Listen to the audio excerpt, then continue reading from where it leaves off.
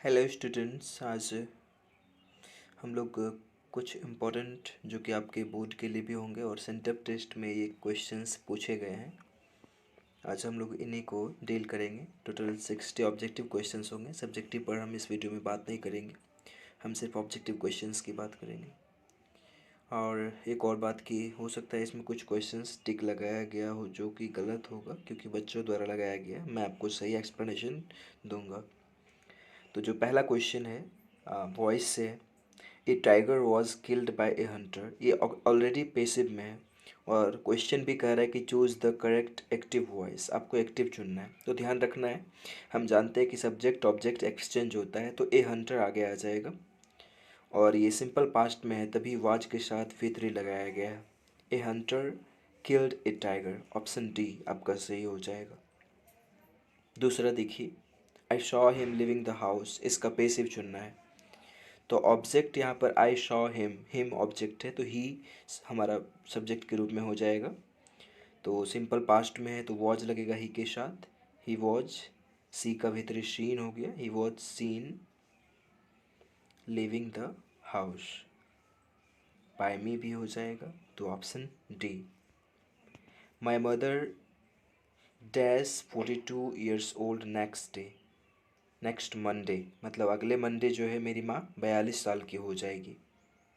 तो option A will be future में है। नेक्स्ट आप देख रहे हैं, नेक्स्ट हमने बताया कि नेक्स्ट जो एडवर्ब होता है वो आपके फ्यूचर टाइम को बतलाता है, इसीलिए यहाँ विल बी हो जाएगा।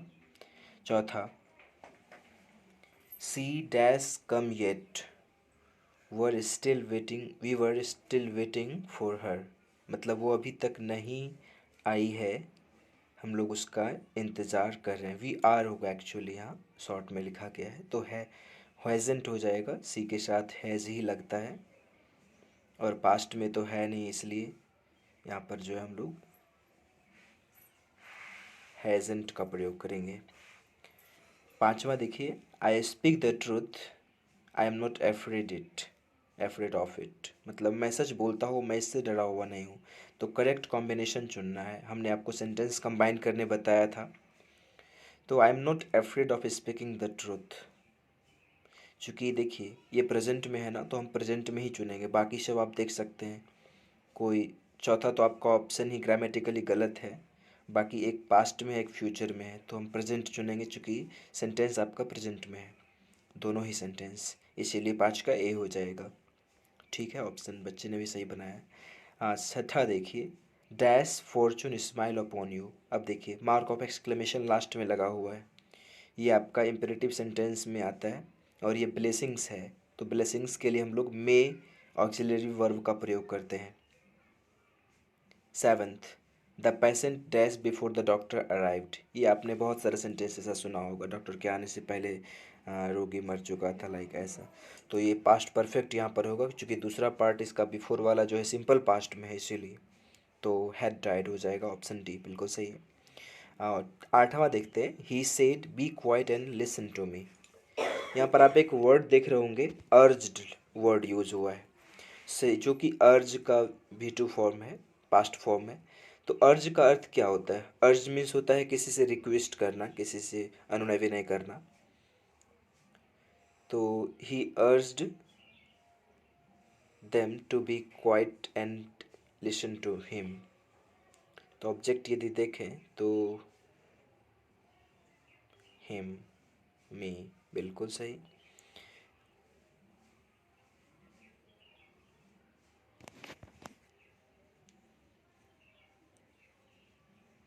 तो दो बी ऑप्शन तो सही नहीं होगा, ए ही लग रहा है अभी तक। तीसरा यदि देखा जाए तो he urged they should be quiet, नहीं, हमारा जो है ए ऑप्शन ही सही है। नौवां देखिए, I thought you were about to leave, about के साथ टू लगता है तब जाकर वर्ब लगता है, अबाउट टू लीव। 10वां, he says that he goes for a walk every morning, इसको हमको डायरेक्ट स्पीच में चेंज करना है, तो दैट हटेगा, इन्वर्टेड कोमा आ जाएगा, ही सेज। अब देखिए ही आया हुआ है, तो उसमें हम लोग ही के लिए प्रोनाउन कौन सा यूज़ करेंगे? यदि वो बोल रहा होगा तो आई हो जाएगा, यानी बी ऑप्शन सही है। 11वां,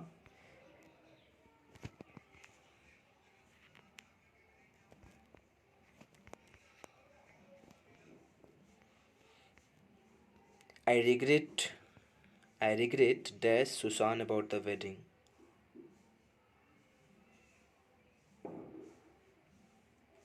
मुझे पश्चाताप होता है या मैं पश्चाताप करता हूँ, तो आई रिग्रेट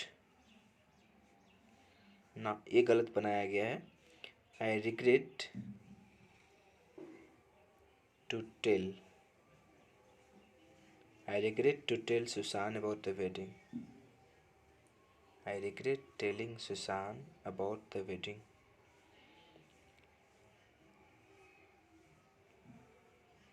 सी ऑप्शन ले लीजिए आप। I regret telling Susan about the wedding, मतलब मुझे पश्चाताप हो रहा है कि मैंने सुशान को शादी के बारे में बताया। 12, besides dash I gave him $500, मतलब इसके अलावा मैंने उसे $500 भी दिए। एडवाइस हो जाएगा बिसाइड्स माई एडवाइस, डी, ठीक है। 13 में choose the correct sentence. He is the होना चाहिए, he is the best student, यानी सी ऑप्शन होगा 13 का। देख लेंगे आप लोग, क्योंकि सुपरलेटिव डिग्री से पहले आर्टिकल द का प्रयोग होता है। 14 देखिए, it was dark dash the tunnel. Tunnel means सुरंग होता है, रेल सब कभी पास करती है ना किसी पुल के नीचे से, उससे टनल कहा जाता है। वैसे कोई ज़रूरी नहीं रेल ही पास करे, विदेशों में, हमारे देश में तो उतना नहीं, लेकिन विदेशों में जो है सड़कें भी जो है टनल के अंदर अंदर होती है, क्योंकि ऊपर से भी दूसरा सड़क होता है, तो ऐसा कुछ। चलिए समझिए, तो यहाँ पर इनसाइड हो जाएगा क्योंकि उसके अंदर है अंधेरा, है ना। This is the cause dash the problem, यहाँ पर द लगा हुआ है, वैसे भी तो O F of B option हो जाएगा। ही गेव डैश स्मोकिंग, हमने बताया आपको गिव अप का अर्थ होता है त्याग करना, छोड़ देना। गिव अप मतलब छोड़ देना, तो यहाँ पर अब का ही प्रयोग होगा, वैसे पास्ट में है ये, उसने सिगरेट पीना छोड़ दिया, उसने धूम्रपान करना छोड़ दिया। 17 देखिए, choose the correct sentence. I am very good at physics.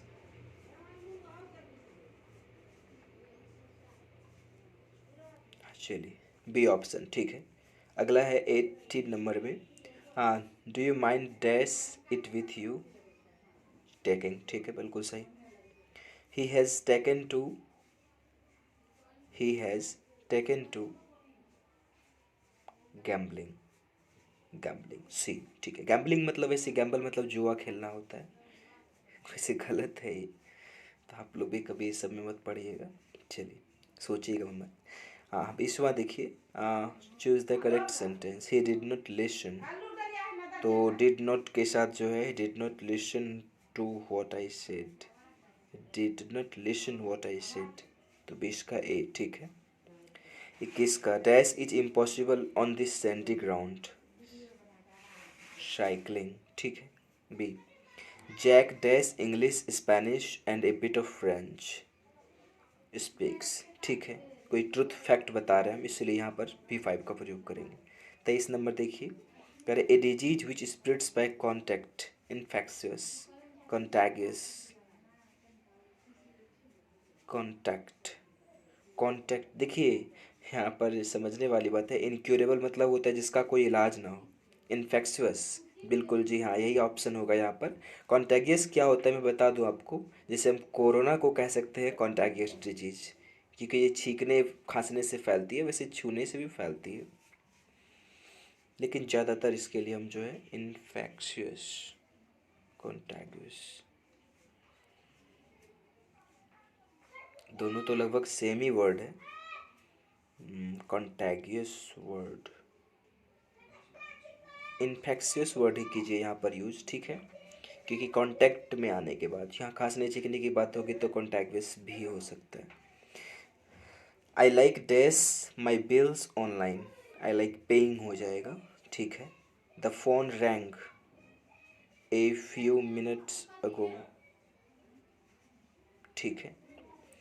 26 में, I dash my old mobile any more, I am not using, चलिए ठीक है। डोंट यूज़ तो है नहीं, यूजिंग है, इसीलिए गलत हो गया।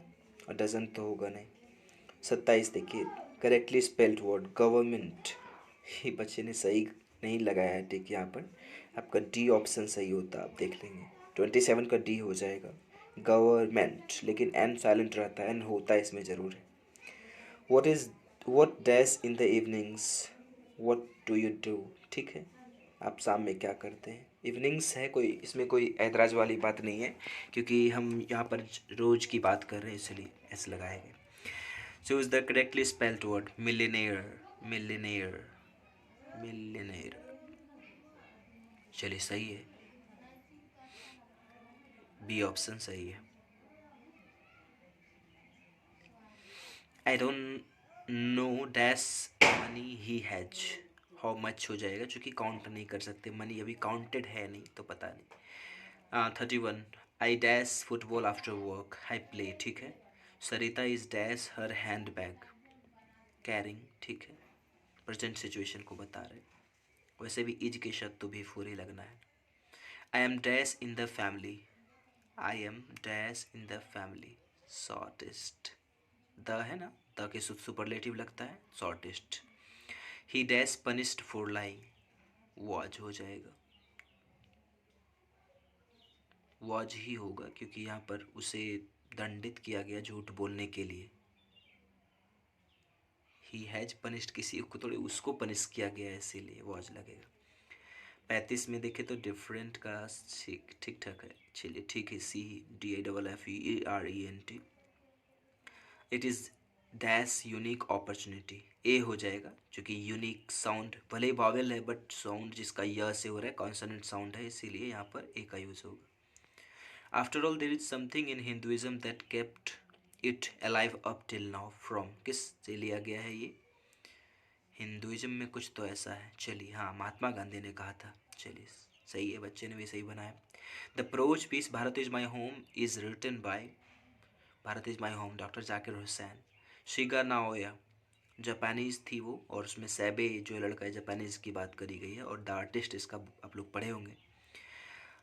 That without a free press there can be no free people, that all free people take for granted होगा यहाँ पर, ग्रांटेड, ए नंबर होगा, सही कर लेंगे आप। ये जो है ना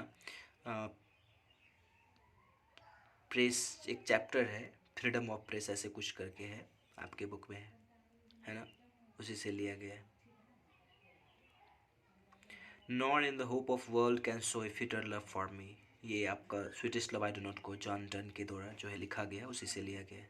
the name of loam of stock, gas, ठीक है। Pearl S Buck was dash by birth, Pearl S Buck American थी। Leaves of Grass Walt Whitman, सही है। बेंजी वांटेड, ये गलत है, यहाँ पर बाय होगा, बाय, अपने पिता का जो है ज़मीन वो खरीदना चाहता था, क्योंकि वो और सारे घर बनाना चाहता था मुर्गियों के लिए, या फिर अपना वो बिजनेस बढ़ाना चाहता था। पैराडाइज लॉस्ट जॉन मिल्टन, ठीक है। Cold impossible, cold impossible ahead, list the mountains lovely head, not the leaves are falling fast, इसी से लिया गया है। The poetess in my grandmother's house just wanted to listen to the dash air, frozen air होगा यहाँ पर, शायद बच्चे ने पढ़ा नहीं था इसलिए सही से नहीं बना पाया है इन्होंने, तो या फ्रोजन एयर हो जाएगा। आई होप आप सही बनाएंगे। T.S. Eliot is a dash poet, कैसे पोएट हैं, मॉडर्न पोएट, ठीक है।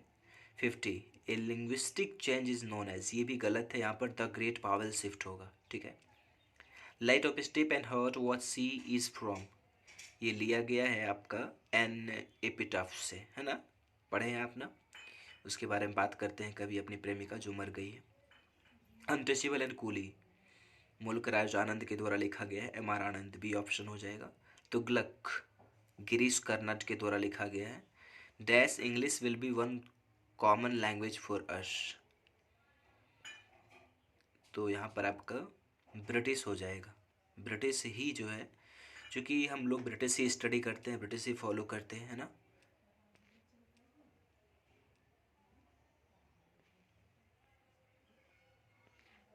या फिर एक बार और इसको पढ़ा जाए क्वेश्चन को, dash English will be one common language for us,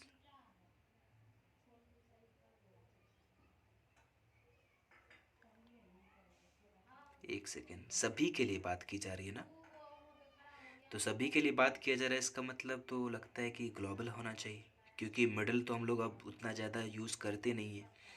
American तो सिर्फ अमेरिका के लिए है, ब्रिटिश ब्रिटेन के लिए है। तो आई होप यहाँ पर 54 में जो है ग्लोबल स्टैंडर्ड दीजिए आप, ठीक है। The romantic revival is often associated, romantic poet की बात हम लोग हमेशा करते आए हैं ना।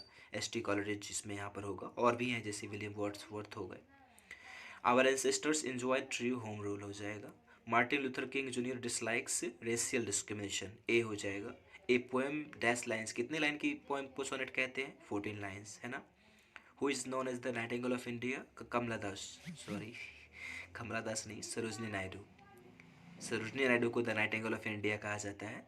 The nearest tower of silence, याद है ना, लास्ट टाइम हमने पढ़ाया था। चलिए, थैंक यू पूरी वीडियो को देखने के लिए। I hope it helped you.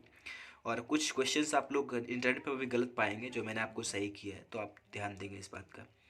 तो I hope it was very helpful for you and even for your board exams it will be.